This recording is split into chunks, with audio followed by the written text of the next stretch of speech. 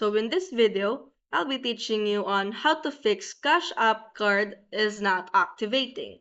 So first, you need to access your Cash App on your mobile device, and after that, you'll be needing to enter your credentials for you to able to access your account.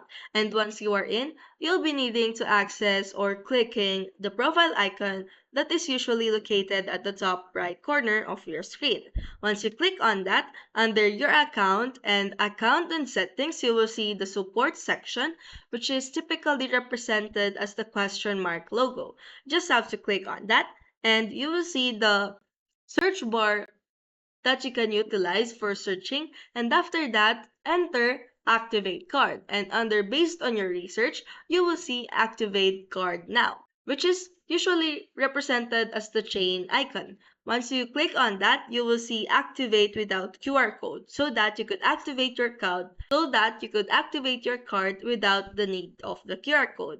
And then you should enter your card manually, and after that click next, and then tap on exit and click on the support, and after that utilize the search bar again for you to able to click on the activate card, and then under the related section just click on the activate card now.